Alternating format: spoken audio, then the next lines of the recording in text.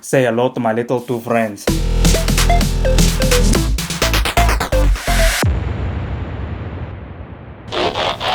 Did a local Target store just drop the ball on Kingdom Rhinox? Because I found him today at a Las Vegas Target when he's not supposed to be out on shelves or for sale until July 1st. What's going on? I'm Avionics. Now, if you're new to the channel, please consider subscribing as I do put out quite a few videos throughout the month. We're going to be taking a look at Rhinox early because I pre-ordered him on Big Bad Toy Store and he wasn't supposed to ship out until at least July 1st, but I found this dude earlier today, so I decided to go ahead and pick him up. We're going to be taking a look at this dude. So this is the Kingdom version of Rhinox.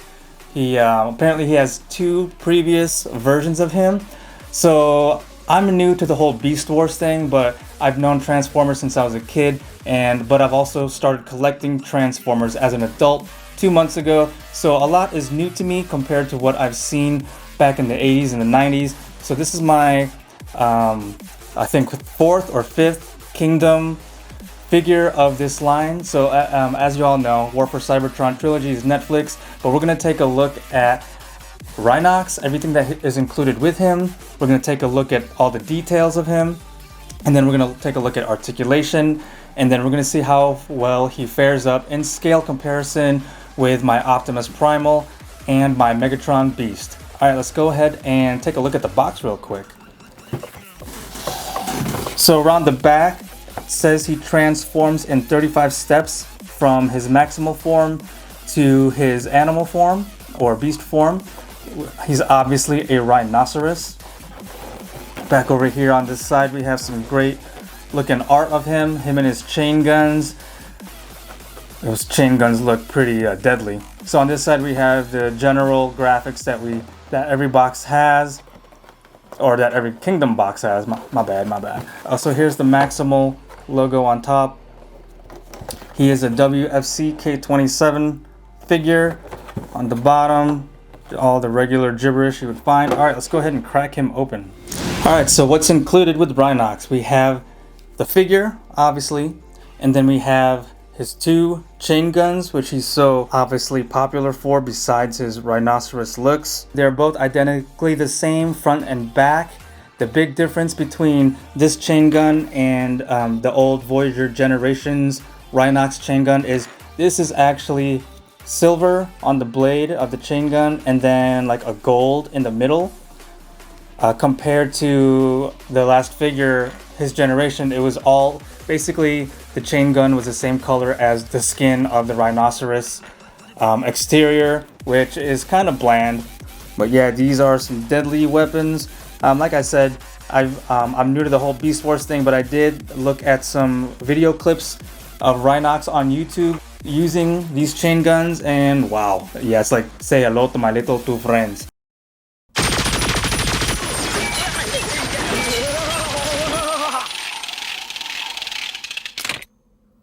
So around the back is where you can actually stow away his chain guns, right there in the side hole, peg hole. So just put the handle grips of the chain guns in there.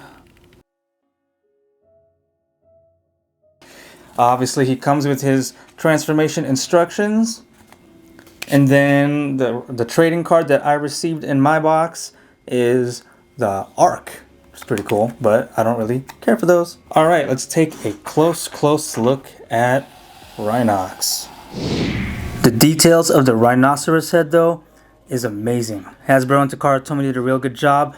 There are areas where you can see the metal pins, though.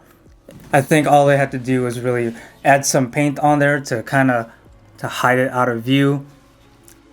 Some other parts right here where the metal screw or metal nail or whatever, what have you, it's visible in the details of the outer skin of the rhinoceros. And like right here, parts like the shoulder, it's nice how they incorporated light colored spotting of the rhinoceros skin. But yeah, the texture is amazing. Like you can run your fingernail across the wrinkles. The detail in the feet as well with the nails. Looking at the legs, you got more of that wrinkling and the tough skin of the rhinoceros detail with more spotting. And then the green robotic parts look good. I mean, it's mainly, his body is mainly the rhinoceros skin, but this arm's kind of loose. But this one's not. This one's nice and sturdy. This one seems to want to just fall. But yeah, it's a really good detail. The gold on his chest stands out really well. The coloring, along with the gold on his face, head, face sculpt, looks really good. Stands out really well. His eyes, nice contrast red against the light green, makes his eyes pop out. Same red in the eyes of the rhino head. So between Kingdom and Voyager Generations, they're pretty much the same figure as far as overall shape. There are differences though throughout. Like for one, the shoulders over here on Kingdom are different than the Voyager Generations. The legs also do look a little bit different from the last generation of Rhinox action figure. There's his feet. Alright, let's go ahead and take a look at his articulation. So starting with the head, goes all the way around. Slight tilt from left to right. That's as far as he looks up. That's as far as he looks down. Alright, shoulders. So the shoulders have a pretty nice butterfly articulation going on. Shoulders go up. Shoulders go all the way around. Now we have single jointed elbows, and they also swivel because the hands don't really do much. I mean, it can go like a slight tilt up, but it does not rotate. So if you're going to try and do like some rotation, show some rotation in the hands, you're going to have to do it at the elbow swivel. Alright, his middle torso, he can twist left to right that much before the rhinoceros parts in the back interfere with the top of his legs. He can bend forward, bend backward a little bit until interference with the back of his legs and the rhino parts, and then his legs go out that far, can go that much forward, that much backward. There is thigh swivel right here, and then the knees. So if you wanted to, okay, so it is double jointed at the knees, but it doesn't really help a lot once you get that far because this part of the rhino is hitting. The feet are pretty nice. So they point downwards, point upwards, they swivel left and right.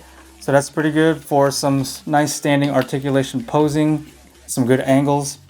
Also the lower jaw of the rhino head articulates as well. It goes out pretty far.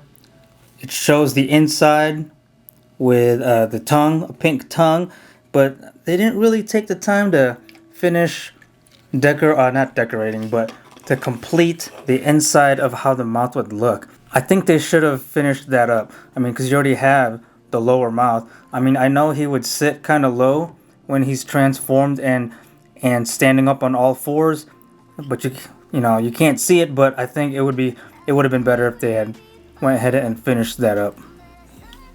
And that's pretty much articulation in a nutshell. Alright, so let's go ahead and transform him because he transforms in, what did I say, 36 or 35 steps. Alright, so I've already transformed him one time off the camera just to see how everything is. And at first he starts out easy, but once you get to the legs, it's actually quite difficult and really tricky. So hopefully this second time around it won't be so hard now that I've familiarized myself with all the moving parts, pegs, and peg holes. So let's go ahead and start.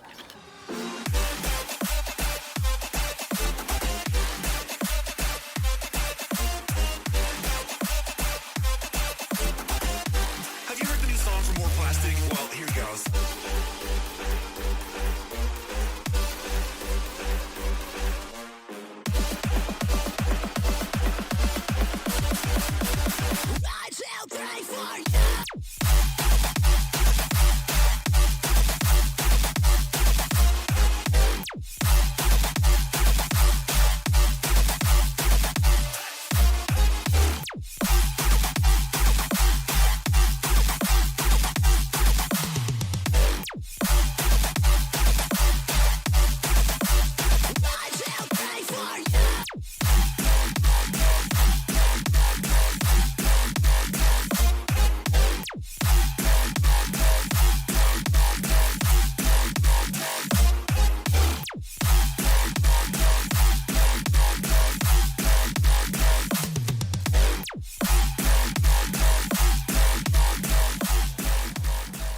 Alright, so now we have Rhinox pretty much set in Rhino mode without the use of the chain gun acting as pegs in this whole area.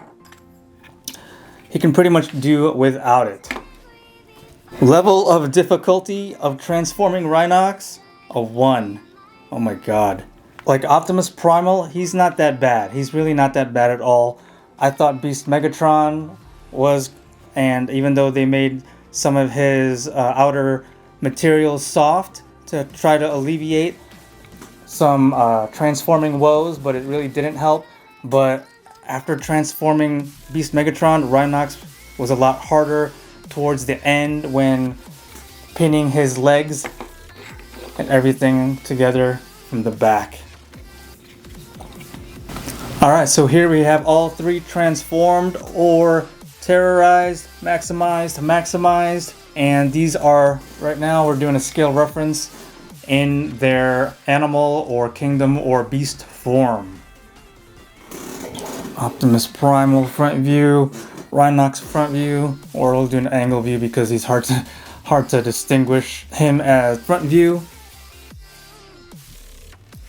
And that's how big Rhinox stacks up with Primal and Beast Megatron. He's basically just a little bit bulkier than Optimus Primal is. Oh, yeah, there you go.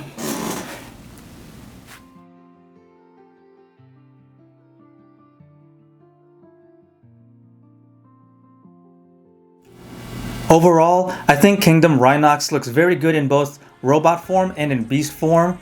Hasbro did a very good job adding in all the details in both modes. The Rhino skin looks rugged and tough and shows wrinkling and lighter colored spotting to give it that realistic look. The light green parts looks great and the gold stands out really well. The chain guns look way better than previous generations of Rhinox as well. Transforming him though is a 1 on a scale of 1 to 5, with 5 being the easiest and 1 being the most difficult.